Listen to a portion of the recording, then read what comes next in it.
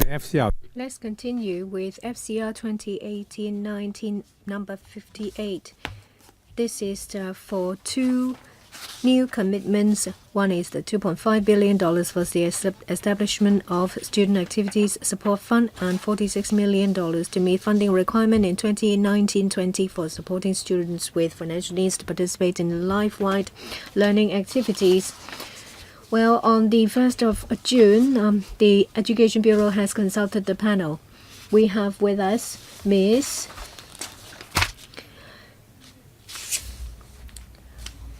Choi, the Undersecretary.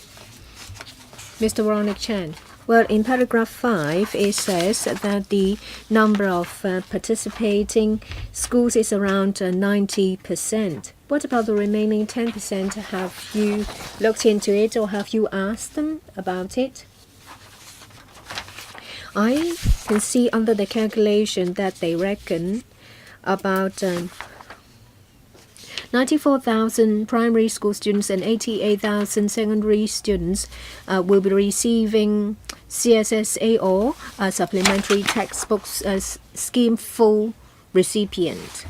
So between 2007 and 2017 for primary and secondary school, whole day schools, for primary school the number has increased. For secondary school there is a slow drop. There is a small drop. There is an increase of 14,000 primary school students and several thousand drop in number of secondary schools. So have you taken the changes into account? I would like to also ask a technical question. For the unspent amount, they will have to be clawed back at the end of each school year. Why take all that trouble? Why don't you allow them to carry it forward and then give them less next year? Why do they have to claw back the unspent amount for you only to give them another amount next year? In relation to financial implications, well, they rely on rate of return, but it doesn't state where or who will be responsible for the financial management. Is it going to be done by the Hong Kong Monetary Authority under the Foreign Exchange Fund? If that is the case, we can guess the rate of return.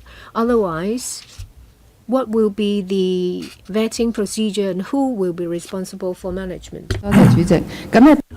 Undersecretary. So the first question, in the past, over 90% of the schools participated in the scheme. Have we looked into the other 10%? Well, in the past, that'll be handled by the Jockey Club Life-Wide Learning Fund to subsidize the school. So the schools will make the application based on the actual need. And now we're now open to all the schools in Hong Kong. Therefore, there will be no longer this 90% participation in the future. As for the number of primary schools students with benefit projection, and this based on the we also had the flexibility over the investment returns, and as we have student population stabilized, the numbers will be roughly similar over time. And thirdly, that why do they have schools have to refund the excess amount? And because that this fund will be used on the student in need, and don't want the schools to save up the money so as to reach to those in need. So this schools will encourage the policy will encourage the school to use this as wisely to help those with financial need. And for the financing arrangements that will obtain the funding through the investment returns. I have no other questions. Next, Mr. Caravan. This 2.5 billion student activity support fund for the primary secondary school intend to conduct the life-wide learning. I support this. Well, since we are the FC here, so I have a question on the oversight mechanism for the fund, and for para 12 to 13, that the fund will be managed in accordance with the trust deed, and the primary secretary for the Education Incorporated will act as the trustee, and every year they will submit the regular reporting to LegCo annually. Just a month ago, the FC decided to inject 800 million to the Gifted Education Fund. That fund is also managed by the Permanent Secretary for Education Incorporated. For the Gifted Education Fund, the principle for the 2016 injection, there were insufficient investment income. That's why they come back in 2 years to ask for injection. I have a similar concern that whether this will occur to the Student Activity Support Fund. If the investment income falls short or the expenditure exceeded our projections, that after a short time the EDB will need to come to FC for a funding request. That would not be an ideal. So may I ask the Undersecretary, how would you carry out the audit so as to effectively monitor the disbursement of the fund? And the calculation of the returns of this fund is based on the HKMA Exchange Fund 10-year return. So it's a rather conservative estimate. For the past 3 years, it's set at 3.7 to 4.9%. So we base a calculation on the past 10-year performance and the past 3-year performance to come with this investment return for this $2.5 billion. If the global economic conditions take into account of the volatility, then every year we're expended, there will be a 91 million expenditure. So a 3 to 4% return should able to cope, and there might be even a slight surplus, and this slight surplus can be accumulated. Well, in the case of the global markets perform poorly, and also allow us to use a small amount of principal to meet the shortfall. Next, Mr. Shu Kachun. As for the Student Activities Support Fund, all will care about the investment returns and the monitoring. I want to care about the grant amount. Currently, the eligible secondary primary school, every year they only receive $350 and $650 as a subsidy.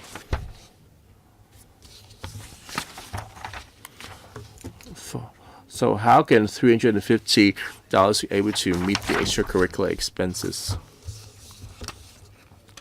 Well, the accredited extracurricular activities are not able to meet the parents and the students' needs. On 2018 May, and there was a survey, about 30% of the graduates' family are able to apply for the grant. The others may have to pay out of their own pocket or not able to join these activities. And a lot of the extracurricular activities will cost $100 per month, and the graduate student were not able to cope. And now we're talking about whole person development and lifelong learning activities, and the economic, and this financial difficulty will actually exaggerate the difference in learning experience. The Chief Executive mentioned that if the universities will need to consider the individual learning experience, that would put the poor student in a disadvantage. And now this shows that it's just not enough for the graduate students to just take part in extracurricular activities. Would you consider government to take out on a recurrent subvention to boost the amount of subsidy? Next, and for this 350 amount and 650 subsidy for primary and secondary school students, how do we come with a figure? So it's actually based on the amount dispensed with the Jockey Club Life-wide Learning Fund. to the what we found it to be a reasonable formula. Well, for the past decade or so, it's about 90. Well, the utilization is about 90 to 95% with a slight surplus. And back then, the JCLW fund will need to offer a incentive program to encourage the school to use the funding more. So the Jockey Club has been offering assistance in which the formula and the use of prudent use of public resources. At this stage, we found it to be reasonable. And when NGO mentioned about 30% of the families to manage to apply the grant, and for this student activity support fund, the student don't need to make the application themselves. And back when it was managed by Jockey Club, the school do the application for them. And now for the student activity support fund, the schools would only need to indicate their intention, and depends on the number of the eligible students, we will directly credit the amount to schools. So the families don't need to make an application themselves. And you claim the level of subsidy and does not allow the students to engage in other extracurriculars, since the amount seems to be small in comparison. Well, this is different. It's really to support the schools to join the activities that are recognized or organized by the schools. And the design of the scheme that, besides taking part in life-wide learning activities and extracurricular, they will help also to link that with their classroom learning. Since it's organized by the school,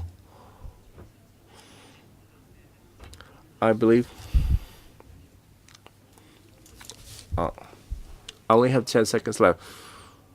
So the Jockey Club has set the amount at $350, so you decide to continue. However, for $350, can you really do anything in the market? Well, the Jockey Club is very stingy. However, we shouldn't be as stingy as them. Let me explain.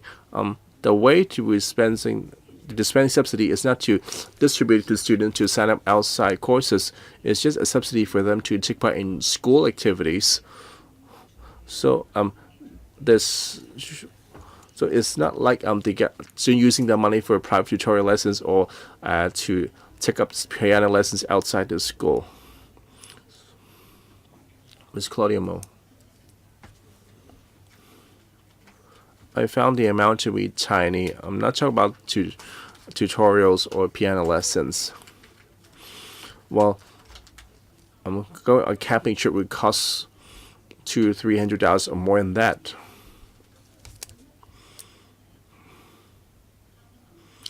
Well, you've been very tight-fisted as we're sitting on $1 trillion surplus. And now the deal on CSSA as well as the school textbook assistance scheme will be eligible. I believe that there's no objection in LegCo. And I mentioned there are STAS half recipients, and because they have less acute need, they will not be able to eligible for this a few $100s of subsidy. Well, the subsidy of $350 and $650, well, that is the total amount divided by a student. That's not actually spent on every student. And this grant is more as a subsidy. If a student wants to go on camping, and for a school to organize activities, besides helping this poor student with this student activity support fund, there's always also a life-wide learning support fund. So the schools can use different sources of funding to reduce their parents' burden. So as a if it's so poor that we're not able to pay the remaining difference after subsidies, then we will use this fund to cover the remaining amount. And for those on STAs as half recipients, we also preserve the flexibility. About 20% of the total amount can be spent on students that meet the school-based criteria that are neither on STAS full recipients or CSSA. So we have built-in flexibility, don't worry. So this flexibility is quite meaningful. Well, no wonder I heard from teachers complaining that the school have a very crushing administration workload, and for applying this or that subsidy for students, you have to calculate the right amount of subsidy to the teacher's workload. And the secretary, shouldn't we streamline that? Well, for all things that people regard as red tape, please be as simple as possible. Another question. I heard that in your response to other members, I felt quite assured already. So let's say the fund wouldn't invest on the wrong projects, because I heard from you that they will be aiming for a stable investment return. So that's totally certain, right? Well, first, there's a question on the administrative workload of teachers.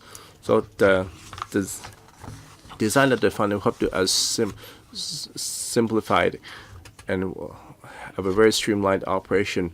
That's why we take a reference of this Jockey Club Life-wise learning funds that allow the teachers to help the students in the most straightforward manner. And for the investment returns, it's based on the past 10-year track record and the past 3 records. So we'll take an average of the two to come up with the estimate. For us to guarantee the investment return, we could only have to trust the past record.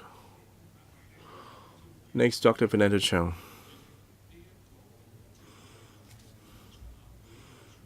Well, the Jockey Club Life-wide Learning Fund,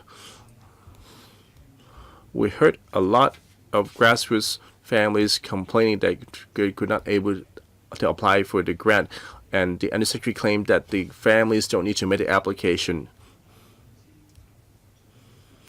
Well, I wonder if the undersecretary have too detached from reality. While the student would need to join a drawing of lots. So after the school received the funding, they will organize a dozen or so activities. Let's say go on a picnic or a homework remedial class, and for the students, the poor students will need to make a draw of lots. Well, different schools have a methodology. Some of them allow you to sign up, and some of them will be referred by students, and you're only able to get a place if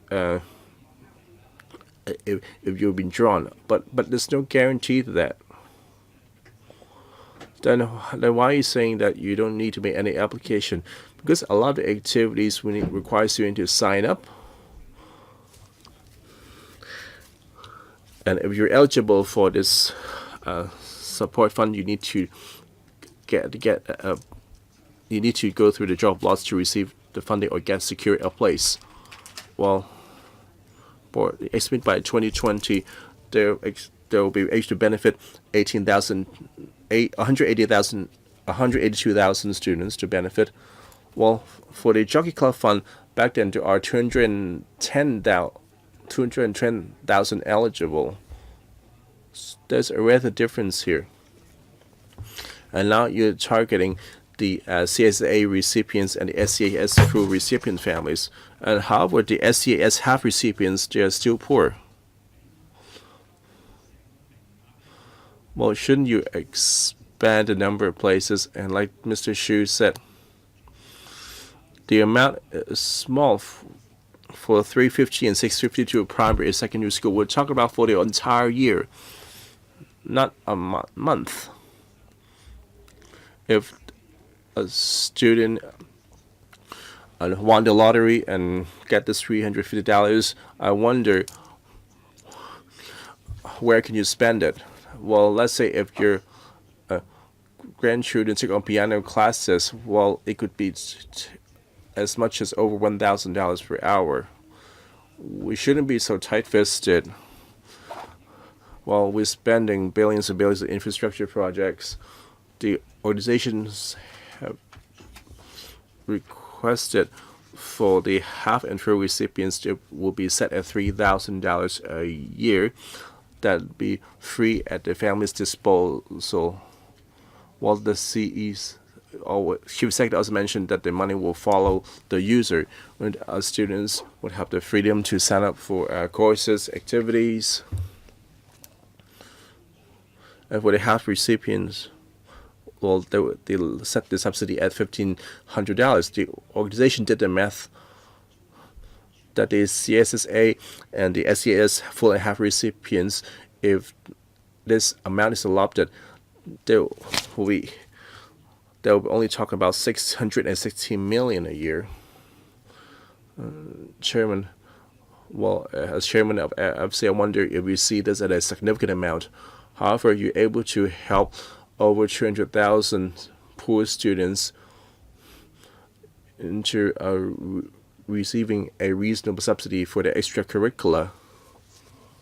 Well, that would look much more reasonable. And now we need to do a lottery for a few $100. I heard students have been ineligible throughout the 6 years of primary school. Mr. Secretary, Mr. Jun's first question is about drawing lots. I think you were trying to ask about the chances of students taking part in extracurricular activities because of their financial background. As for drawing lots, well, different activities are of different nature and their targets are different. Some activities are particularly popular with students. So students draw lots not because of the student's financial background, but because of the need to ensure fair chances for all.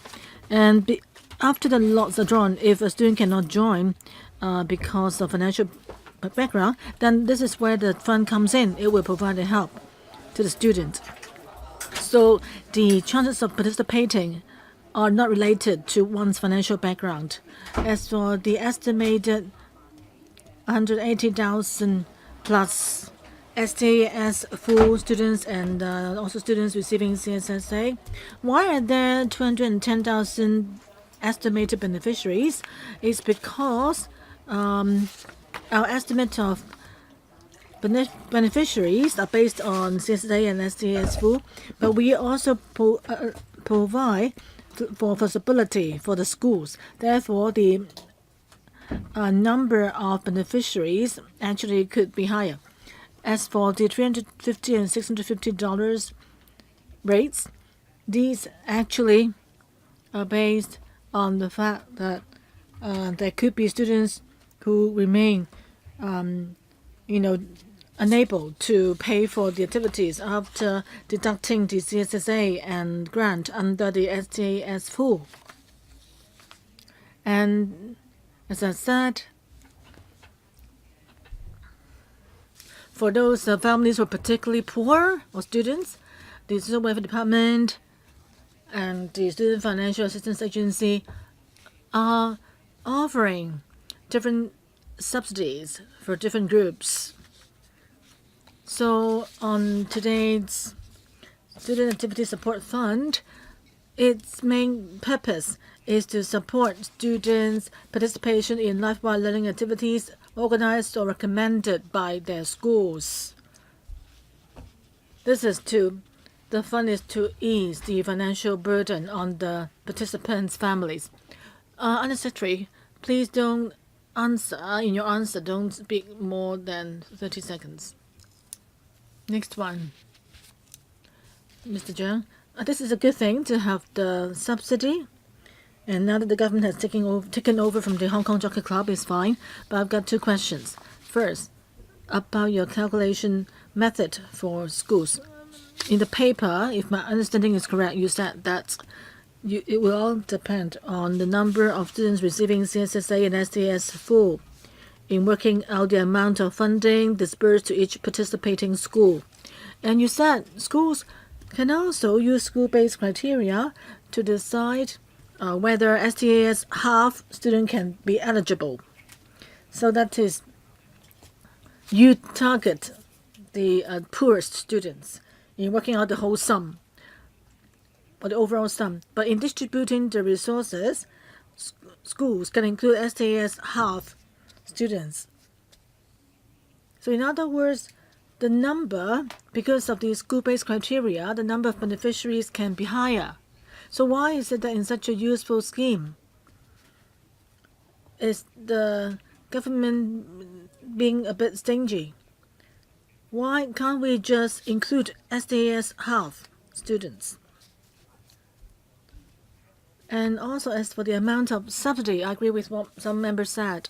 350, 650, they seem to be a bit less.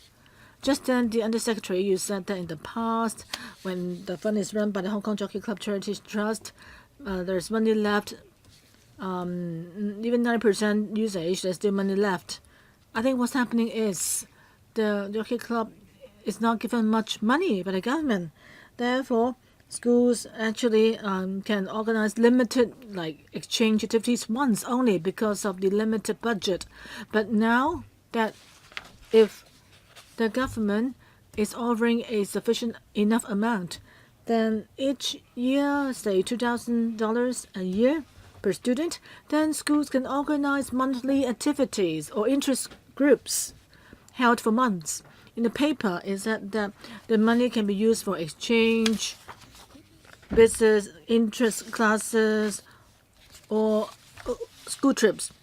So, but if the money is not enough, then schools can only organize one-off interest or orientation class. So it depends on what kind of activity you want to support. Is it just one-off or continuous interest class? And it is all dependent on the amount of resources available. So, Undersecretary, how would you respond to my points? Yes, on the sharing of resources, we want the resources to be used by those who need it, and the school can ask us for additional help. And as for the amount of subsidy, we will not just we actually will look at the previous calculation method used by the Hong Kong Jockey Club, and we also need to look at how much activities teachers can and schools can, and students can afford. So we're not talking about organizing endless activities. You need to look at the actual situation. Okay, you're saying that I think you meant that there's an amount of money for all to share, but you are using the number of the poor students as the basis for calculation. But when it comes to dispersing the amount, even students who are on STAS half status, they can also get the support. So does it mean that there'll be more people sharing the resources? And also, what is your criteria for giving the resources to schools? Can they ask for more? And also, I'm talking about are you supposed to support interest classes that are not organized once and for all? Or would you encourage, even if there are no very poor students in schools, would you allow for the interest classes to be continued in schools for students? Why can't you allow for continuation of interest classes for students? Why can we provide regular support? Well, I think we have the Lifelong Learning Fund, and that is based on the number of classes and schools are given subsidy to organize regular extracurricular activities for schools. Ao Long Hee next. Let me follow up on Zhang Gokwan's point. You said that schools can use the lifelong learning fund or activity fund, but the fund still has its own issues. There are so many interests that actually pursuit of interest that cannot be done in one class at one time. Like guitar classes, you can't just learn it in one class. More than a decade ago, for 4-class crash course in guitar, I had to pay like $700, $800. But now you're giving like $350, $650 to students. I don't know whether that's enough to pay for 2 classes of guitar lessons. So how can you sustain students' interest? So the question is,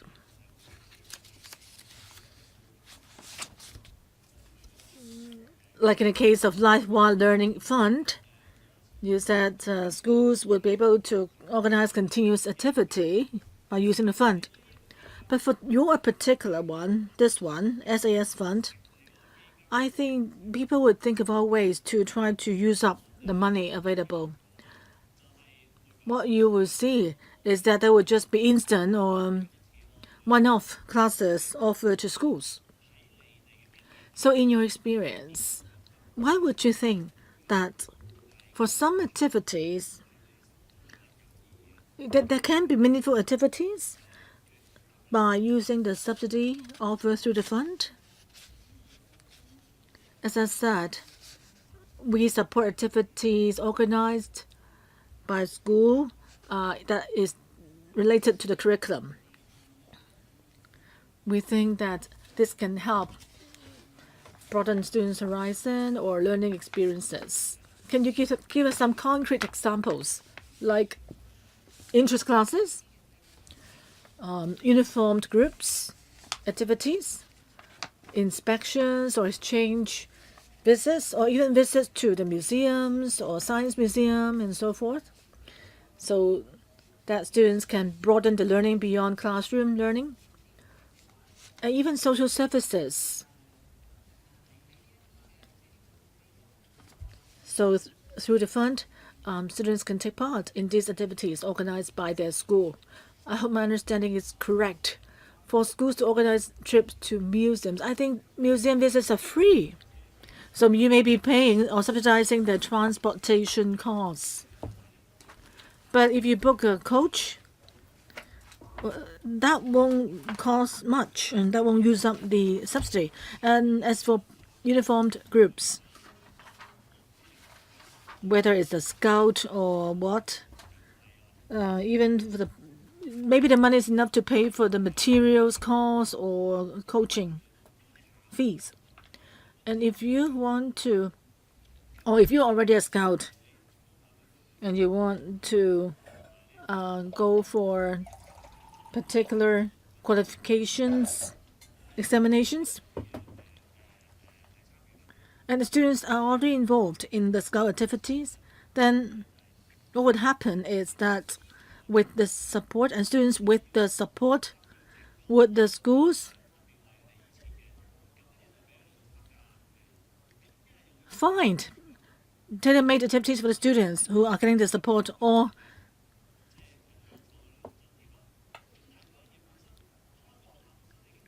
but maybe there are activities schools are already organizing, or they custom-made activities for students so as to make use of the fund. So are they organizing activities for the sake of organizing them? I think the money is not meant to organize activities for the sake of organizing it.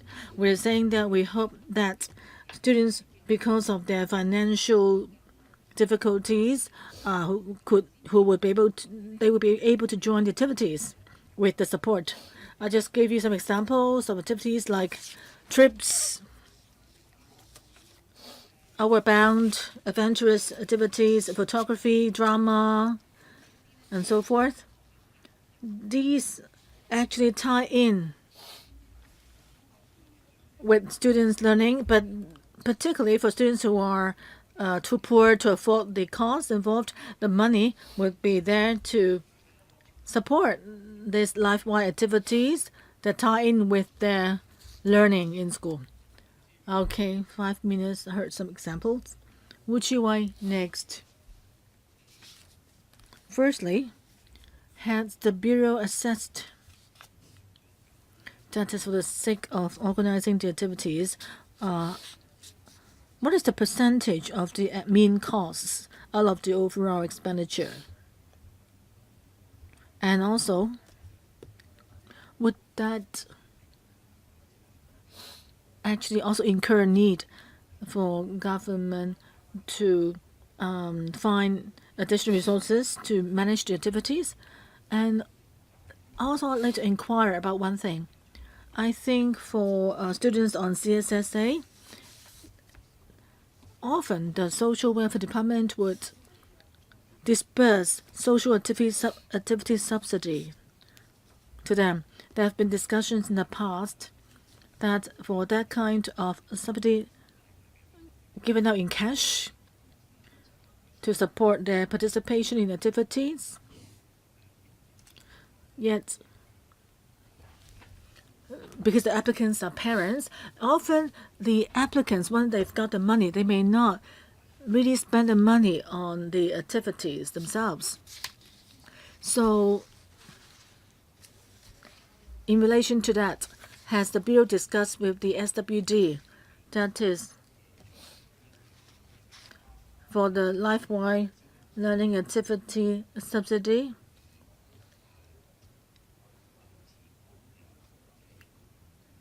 Whether the money will be given in the form of a coupon or voucher,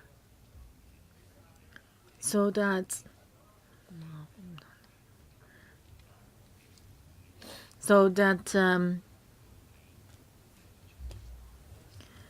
you can really implement the goal of using the money to help the students engage in activities. And then the money can also help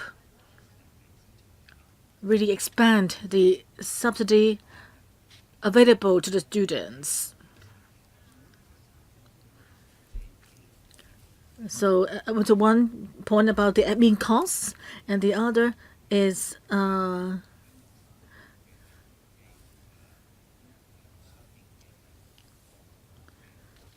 subsidy for extracurricular activities, the format in which is dispersed. I think, yes, whether from the government or the school's perspective, there wouldn't be any admin costs involved because we are providing the fund to help students with financial needs to take part in the lifelong learning activities. So it's a very simple mechanism. And also, as for the disbursement of subsidy by the SWD, I think in Poverty Commission or intra-departmental committee meetings, we will relay your concern to members. So in other words, you don't know how the SWD disperses their subsidy. Yes, I think in relation, because that's not related directly with the Lifelong Learning Fund or Student Activity Support Fund, but for measures for leading families, we can look more into it. Yeah, but this fund is intended for STAS full students and CSSA recipients.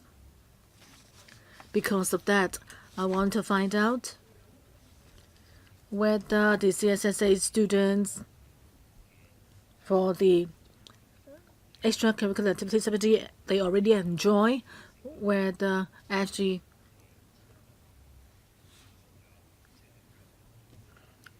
through the fund, not just the STS full students can benefit, maybe even those on half grant under STS can be eligible.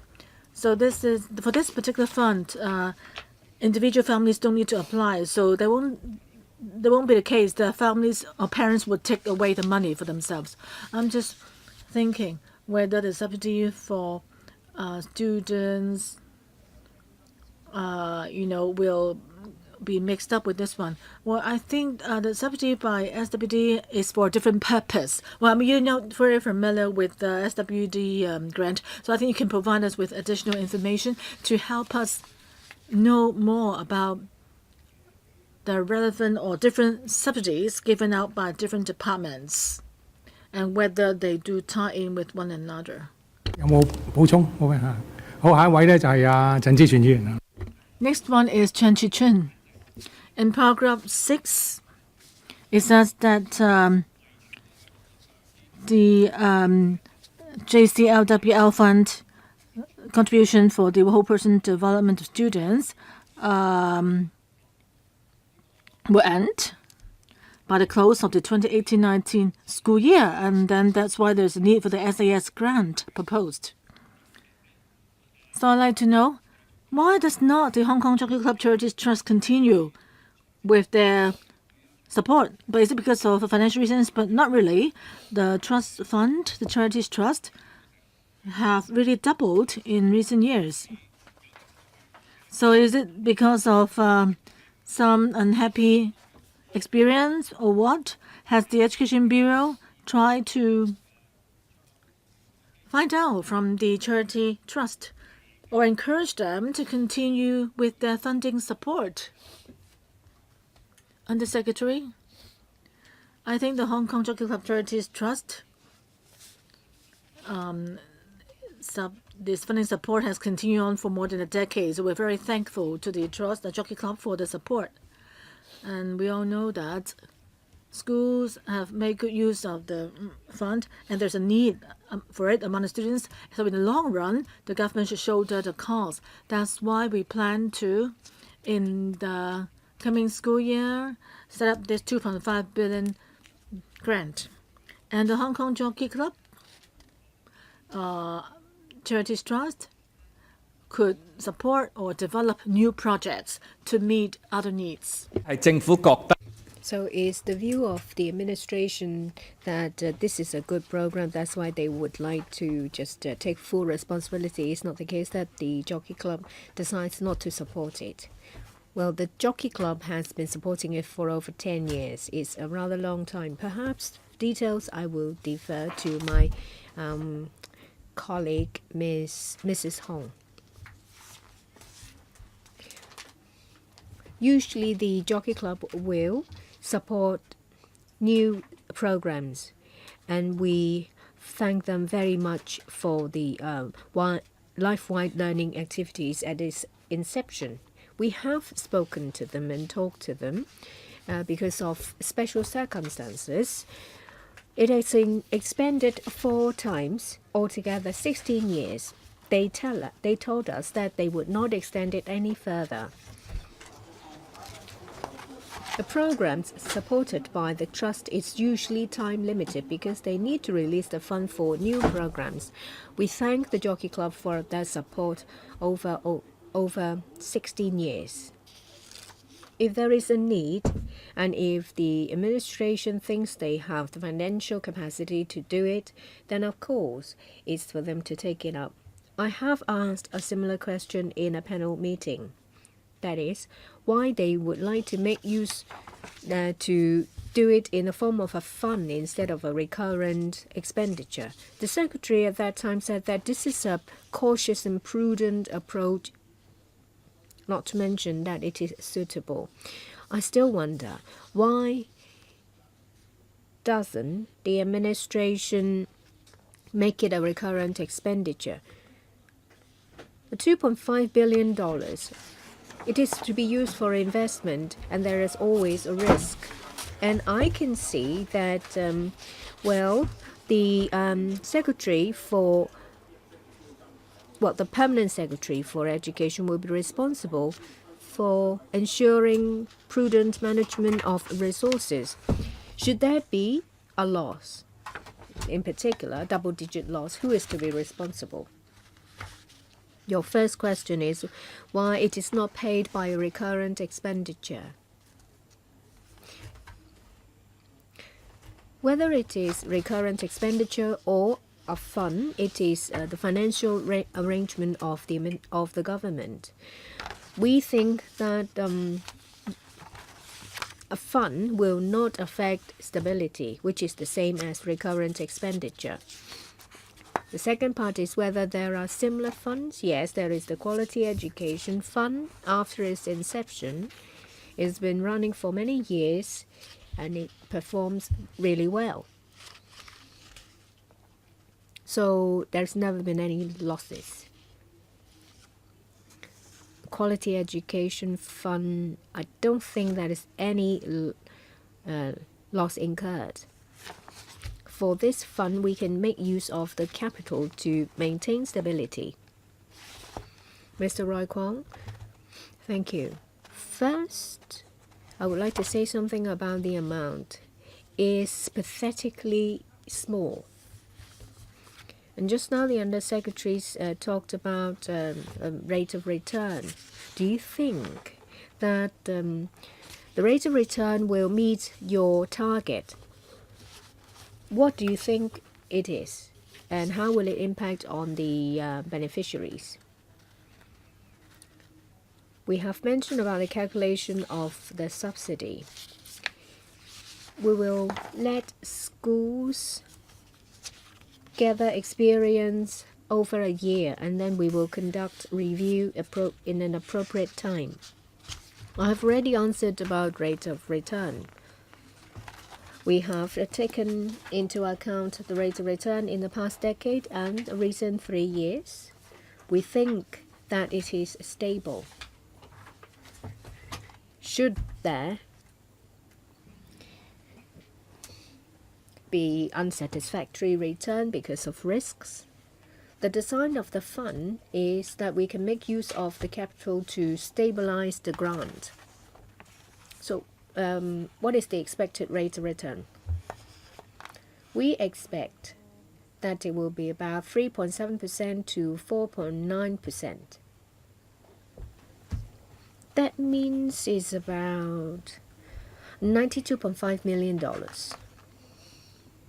I also noticed that in paragraph 9, it says that in paragraph 5, it says that, well, over 210,000 students benefit from the Life-Wide Learning Fund. Well, I also see that, well, for the 2019-20, there will be 94,000 primary students and 88,000 secondary school students. So it will require funding of $90.1 million. Take that into account with the 210,000 students. What would it be? Well, 88,000 will be eligible students. We allow 25% flexibility. As a result, the amount of students benefiting from it will be more than the number of eligible students. However, on the face of it, it seems that it is worse than the existing scheme. That's our first impression. More people would benefit from it under the old scheme. There are criticisms. Well, there are comments saying that 20 to 30% of people can't get the subsidy. Perhaps it's because of oversubscription or they don't get selected. You now run it in the form of a fund. I still am of the view that it would be better in the form of a recurrent expenditure. And how do you answer my question about those who there are still people who can't benefit from it? I have already answered questions in this regard. Well, it's because of equal allocation of chances.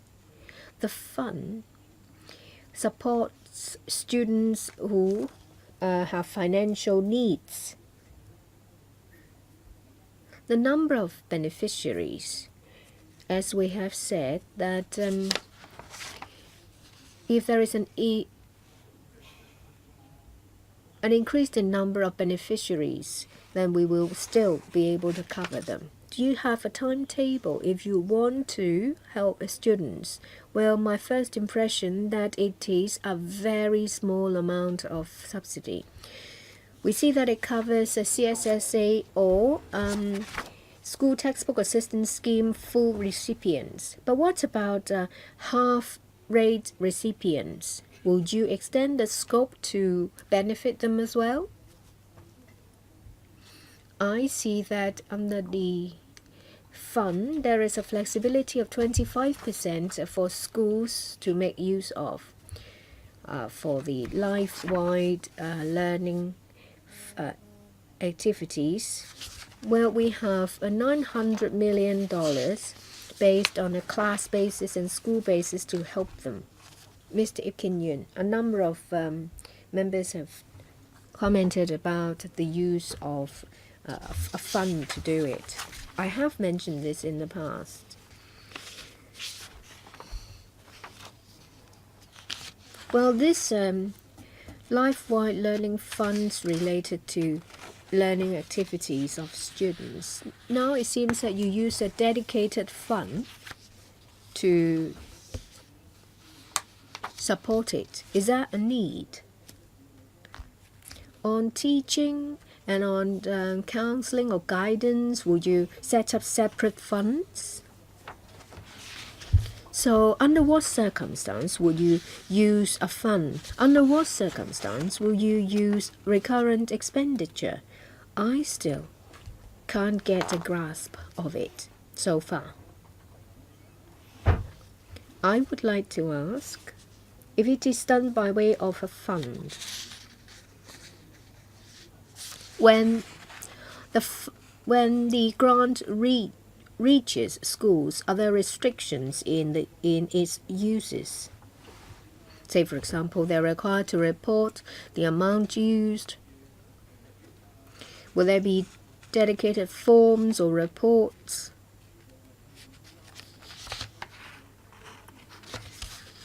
To be submitted to the government? If it is recurrent expenditure, it can be seen under heads. If it is a dedicated fund, that means they will have to do additional work to report it. From the comments I've received, a lot of principals said that they have to prepare a lot of dedicated reports for small amounts. So I would like to ask about the criteria for the setting up of the fund as well as reporting requirements.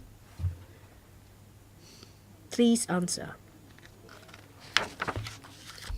The first one is why it's not a recurrent expenditure. Well, this is to support poor students, whether it is recurrent or a fund.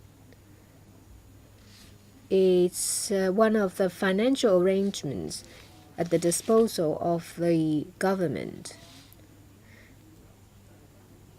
There will be a $900 million annual amount under a life-wide learning fund to support learning activities. The reporting requirements under the fund, we adopt the approach of the charities trust and try to keep it simple. We want to make clear to parents and schools about how to use the fund. There is no need to create a separate account. Every year, the amount will go through. Sorry, I need to clarify. Yes, there needs to be a separate account, but there is no separate reporting requirement. Every year, the report will be submitted to the Education Bureau after it has been audited. So, a separate account. What is the implication to the work of schools? I'll defer to my colleagues. Whether it is a fund or a recurrent expenditure is not necessarily related to a separate account. for recurrent expenditure, we may require them to create a separate account so that will be clear in the auditing. So it's not directly related to whether it's a fund or not. So the Deputy Secretary said that if it is recurrent expenditure, they may require a separate account. So there is no direct relationship. If the funding is given by way of a fund, is it a must to separate the account? Yes, there is the need for a dedicated account. So there it is. That's the relations. As we said, that even for recurrent expenditure, there is a need. There may be a need, depending on the nature, for a separate account to be created. Mr. Ao Nok Hin, I have heard from different members, and the questions, they are mainly about two areas. First, an insufficient amount dispensed to students. The second one is the request to expand the scope.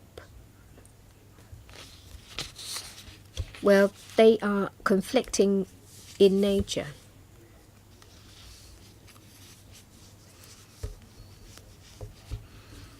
The scope of the fund should be expanded. If you can meet the two requests, then you can satisfy legislators. But still, you do need to give us some figures. Have you conducted any assessments? That is, the expansion to school textbook aid program half-rate recipients. How much more do you need? As we have mentioned that we have made contingency of 25%. If it's an insufficient, request on application may be made to schools. We don't want to create different tiers. Even if it is not a half rate, even if it is a half rate recipient, if teachers think that there is a need, they can decide that there is financial need to give the subsidy to the student by using the 25% flexibility. Well, I can't work it out because I don't know the number of half-rate recipients and the amount given to each student. Let's say if it is 350 per head, how much more do you need? This is to give us an idea that if we have further discussions about this program, how much more do you need to expand the coverage? Because my motion has been endorsed in the panel. We have not particularly considered half-rate recipients because they are not covered by the Jockey Club Life Learning Fund to begin with. Regarding whether we will take that into consideration in the future, we are of the view that the current approach can meet the needs of half-rate recipients. We can review the situation after the fund has been in operation for some time. I asked the Secretary to reconsider. I don't want things to get ugly, but a lot of members in the education panel supported my motion to expand the scope, that is, the application threshold of the fund. If you take on board our views to improve the fund, then you do need to start doing something. The motion has been carried. I don't think there will be much resistance coming from the LegCo. If you don't change the amount, $2.5 billion, if the scope is expanded to half-rate recipients, will it have a huge impact on the sustainability of the fund? Well, We arrive at $2.5 billion, having taken into account the number of recipients under CSSA and the School Textbook Assistance Scheme. If we have to expand the scope, we will have to start the calculation again, and this will not be under the scope of our application this time. Dr. Fernando Zhang, 4 minutes. We very much like you to expand the scope so that it will benefit more grassroots children. However, the Undersecretary has resorted to sophistry. When you calculate the amount of grant given to a school, you only take into account a CSSA students and full rate recipient of school textbook aid. So you have only taken into account the number of poorest students. And then you said on top of that there is a 25% flexibility to be used on other students. That means you ask schools to make use of the grant supposedly given to poor students to other people. Do you have to be so stingy? Undersecretary, I don't think you know about the eligibility of half-rate recipient. For a 4P household on half-rate, the monthly income is over $14,500. That means for a 4P household, if household income is over $14,500, is half rate, and from there to 20,000 or so is half rate. It's a 4P household, less than $15,000. Do you think they're poor? Of course they are, given the standard of living in Hong Kong. But they only receive half rate. 4P household, less than 14,500 in household income will receive full rate or CSSA. So 124,000 on full rate, 78,000 on half rate, 45,000 on CSSA, altogether 240,000. Why don't you expand the scope? If you say, well, I'm not going to give 350 or 650, at least give them half so that each student will get some help. I would even bring up my previous proposal. Would you consider expanding the subsidy to all the SDS half recipients?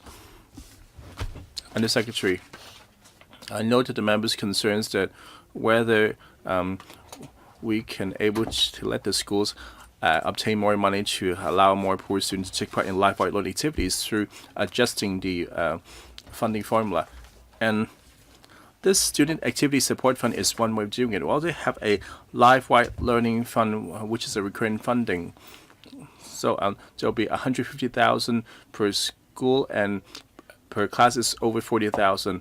For a 24-class secondary school, there'll be over $1 million, and for primary school, for 25,000 per class.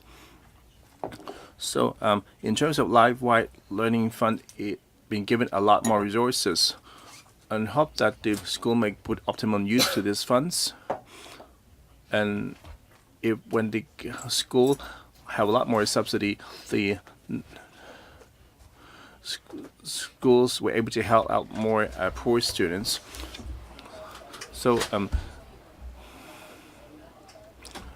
we are taking a multi-pronged approach instead of looking at just the Student Activity Support Fund. Mr. Wuchuwei, 4 minutes. I want to ascertain one thing, whether this live-wide learning assistance, that after getting the student information, that it will be credited to the school at their disposal, or there will be a per student-based subsidy. Well, maybe I don't get the Chinese sentence. That in sentence 7, And we suggest capping the expenditure on student meeting the school-based criteria at 25% of total amount of SAS grant provided. Does that mean that, let's say there are 100 eligible students, the students can also apply for an extra 25% to subsidize those who fulfill the school-based criteria? If so, to a certain extent to answer Dr. Cheung's part of the question. I wonder if I got the sentence correctly. Well, this funding is for the school, but not on a individual student basis. And for the 25% for the school-based criteria, I just mentioned that the calculation of the subsidy is based on the number of full recipient and of STSS and CSSA. So the school will take a lump sum perspective. Besides helping these SEAS and the CSA full recipients, they also have 25% of latitude, out of just $100. About $25 can be used for those who doesn't meet the two criteria. So not $125. Well, I think that the education panel had passed a resolution. I hope that you can relax the standards, the criteria. So looking at the para 7, well, maybe I'm not the good understanding. I don't able to find that to support what you said. I hope that there will be a compromise solution. Both with STS full recipient and CSA recipient, well, they are the ones that need to offer the full subsidy. And you feel that under the school-based criteria, that you allow the school to deal with it flexibly. And if you, like what Dr. Cheung said, that actually eat into the subsidy for the full recipients of CSA and CAS, I think it's just a bit too harsh. Can you use the 125% to deal with this, so that you allow the schools to have more resources? Well, this because I'm worried that this supporting fund might create some kind of labeling effect. I hope that there will be a more equitable distribution to benefit more students. Well, even if we get less subsidy for each student, but able to provide this as is required for, if we set 125%, they could. Well, for the remaining 25%, since probably you have recipients, you at least could get a lesser amount. At least you get assistance to a very extent. We noted the members' concern. Like I said, that the design of this fund is based on the Jockey Club Live-Wire Learning Fund. So, in the design, we did took into account the 125% funding formula. And in the past, the Jockey Club had adopted the approach, and the schools did have enough resources to help the students in need. So our calculation is based on the Jockey Club one. And in the future, after a commencement operation, we found there's a shortfall. So we will explore such possibility in the review. So after the school received the subsidy of the grant, will you monitor the actual disbursement by school? Yes, because it will use for dedicated purposes. So do we need to submit a list of activities or the student list? We not submit a student list, but they will tell us how do you plan to dispense it to help the students in need. And for the SCS and CSSA, and since the SWSFFA will let us know the names, therefore will not have the list of students. Mr. Ted Hui. So on the implementation details of your live-wire learning activities, I'm concerned about the variety of activities that could be held with this funding. It claims I can visit museums and go to concerts, and you take community service and so forth. Well, the spectrum can be quite full. In the paper, it was mentioned that the school parents and children can organize themselves anyway.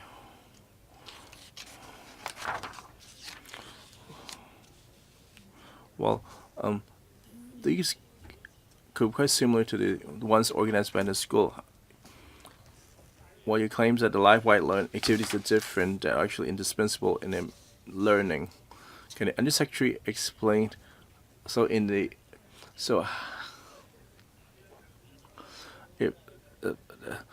If the school choice of activities is quite duplicate with the one prescribed by school, and how do you initially implement the monitoring guidelines?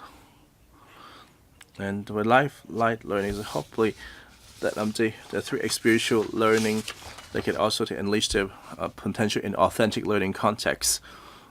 So let's say for general studies and science, they can conduct some kind of site visits related to science to broaden their learning horizon, or some kind of experiential learning, such as work-related experience and experiential learning, to help the students to match their curriculum needs.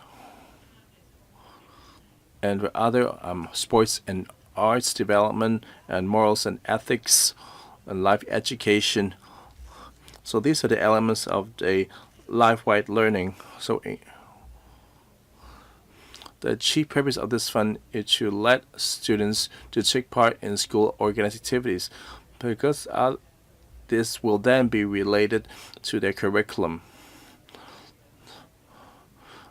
That they will not put additional burden on teacher and students, whether for learning and teaching.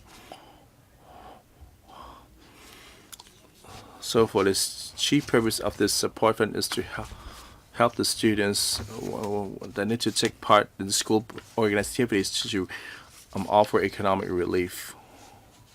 Well, had a practical example, the school itself had a resource to organize a school picnic or a visit. And now will it become that since you are providing funding for it in the student activities support fund, that then the school will use this fund will organize activities they will need to finance on their own anyway. So would that be the intent, or would there be somewhere you need to monitor?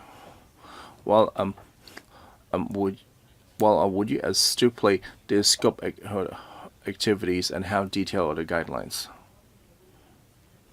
We will have guidelines and on schools on how to spend this grant, and the school will need to set up their own rules as well as the proposal on how to spend the grant. So if the school use their money on projects they need to undertake anyway, and devote their resources on other extracurricular, so that it would actually be allowed,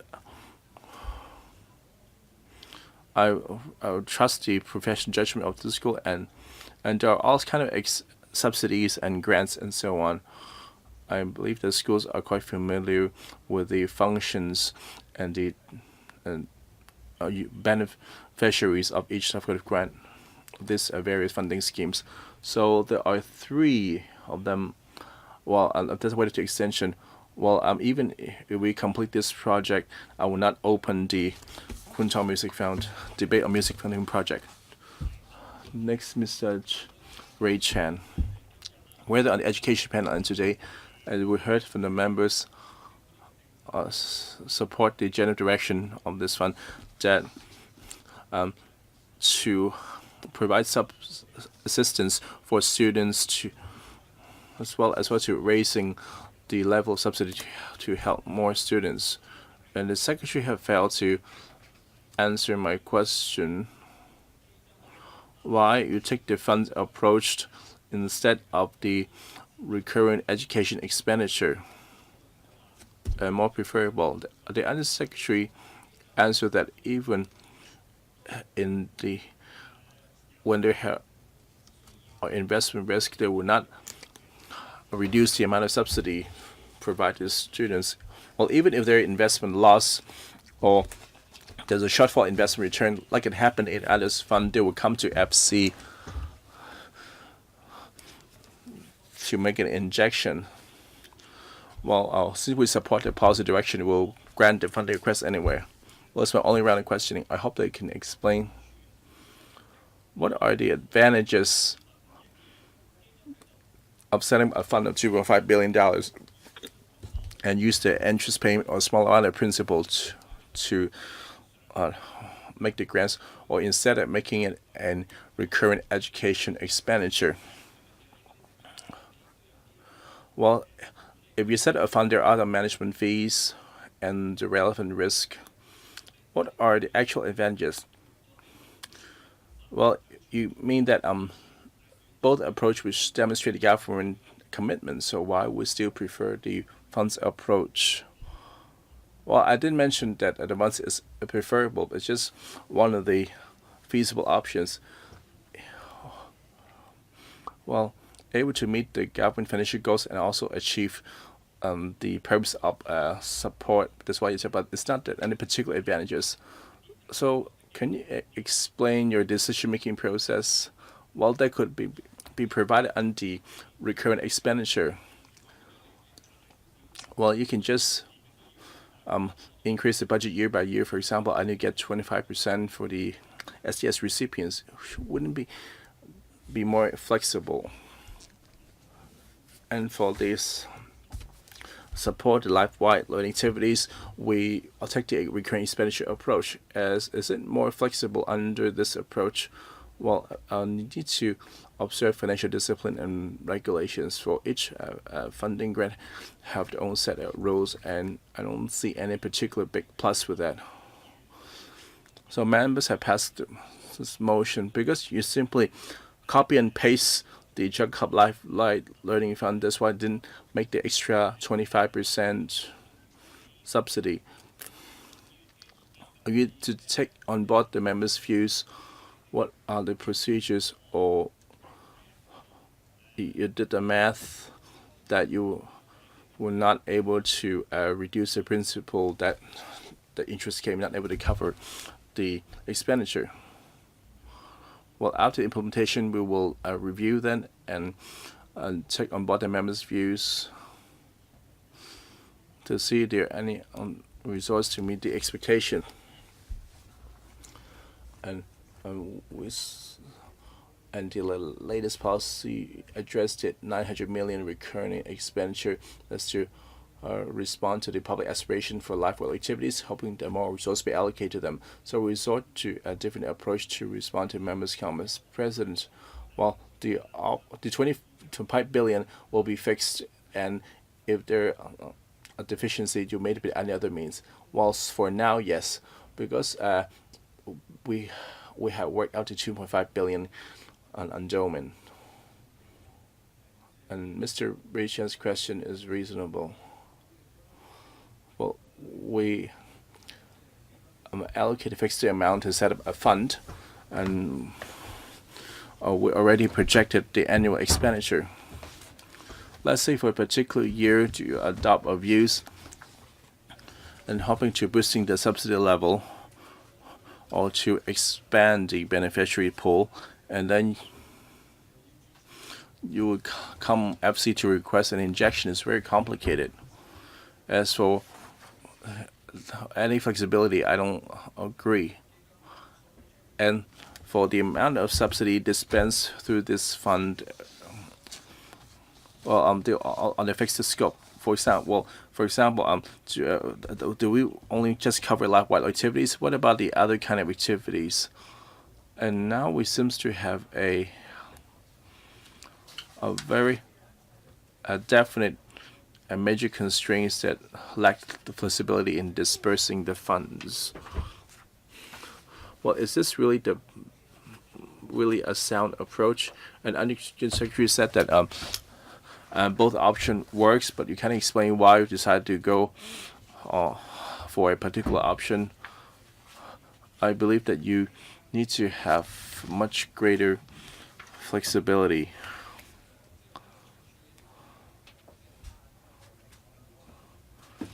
Well, to set up this student activity student fund, on the 1st of June, the education panel had passed a resolution.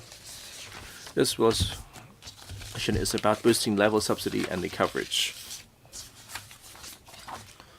Another question is, for student activity support fund, what does it entail? Well, the members probably doesn't have a firm grasp and thought that is equate to all kind of extracurricular activities. So what does it include and what does it exclude? Can you explain more in detail?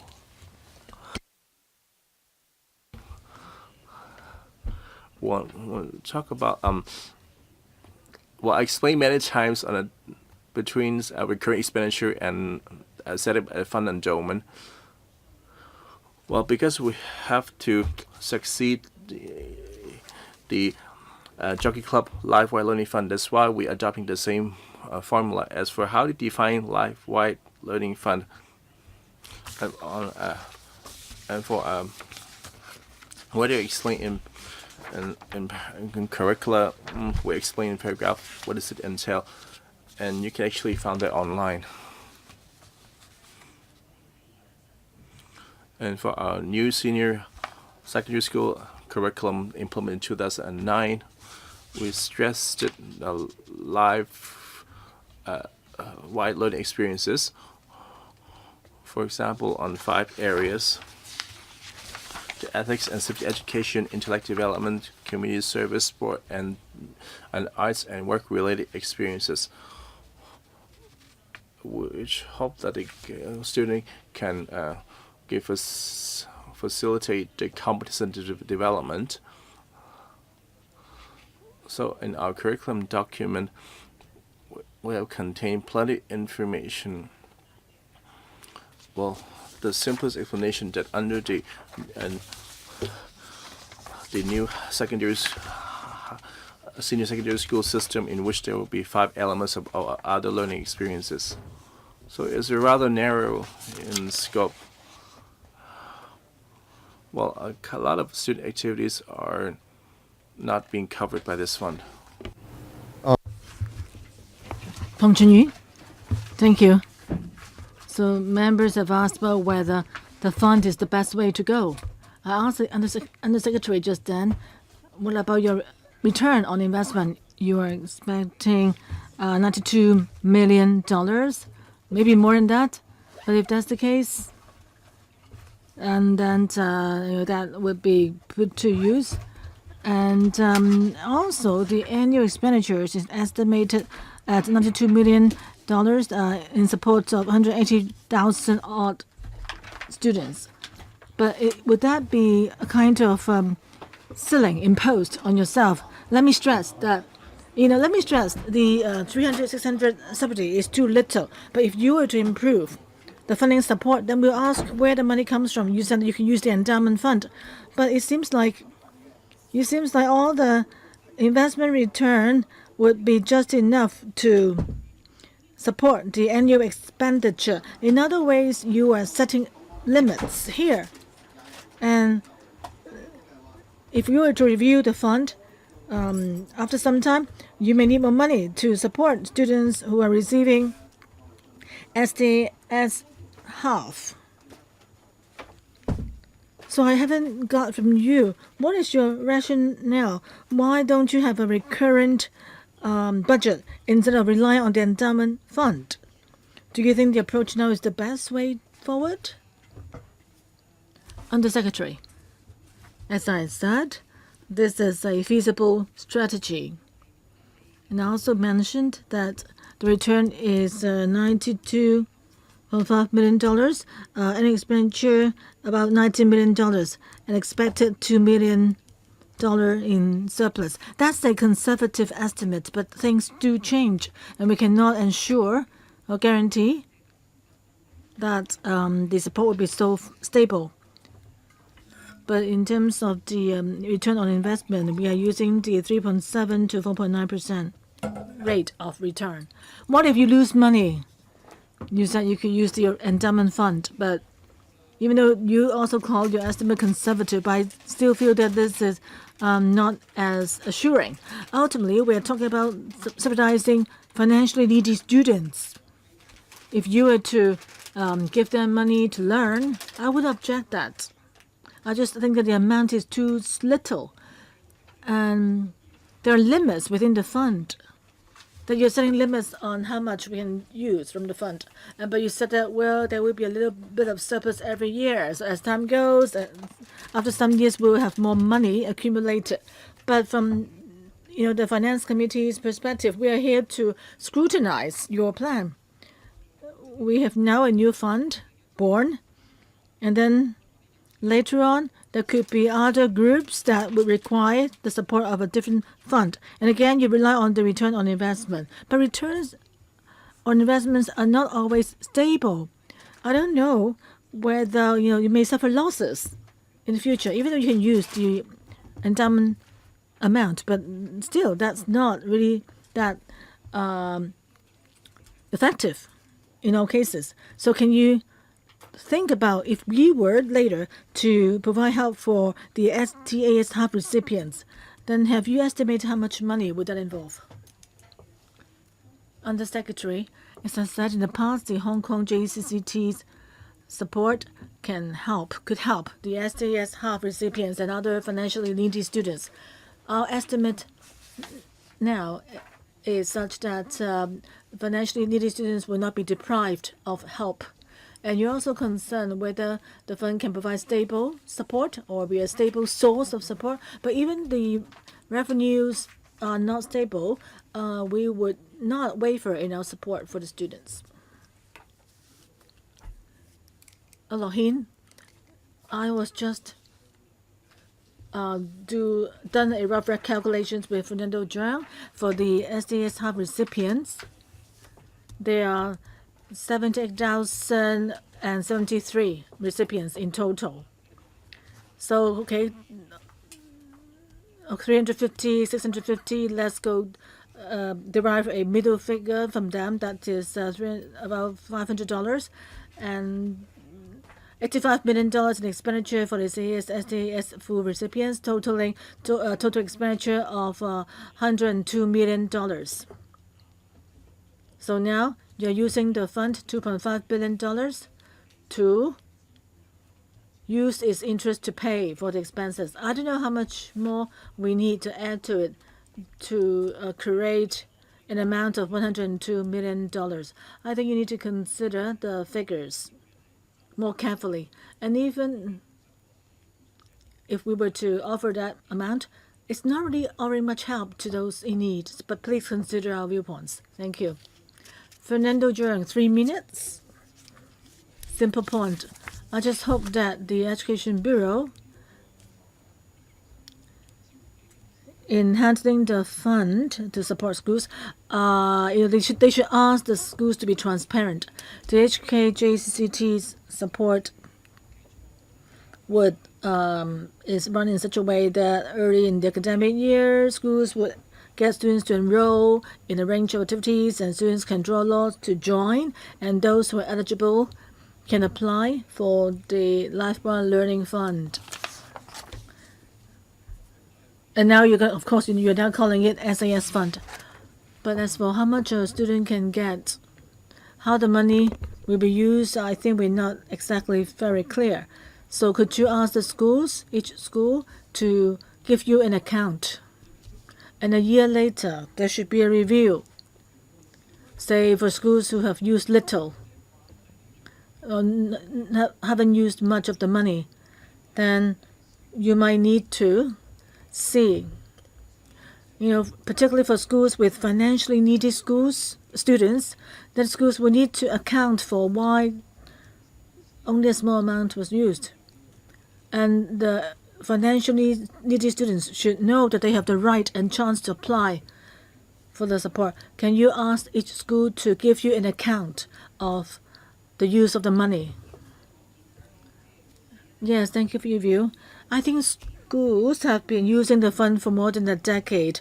At least 90% of the schools are experienced in using it, and some have set good examples, but we can share with more schools to let them know how to make use of the subsidy. I think the schools should give an account on their website, like the SEN subsidy. Are you encouraged? Well, you should also ask schools to give an account as well of how they use the money. Now, if no other questions, I'll put FCR 2018-1958 to a vote. Those in favor, please raise your hands. Those opposed? Okay, most members support this proposal. Thank you all.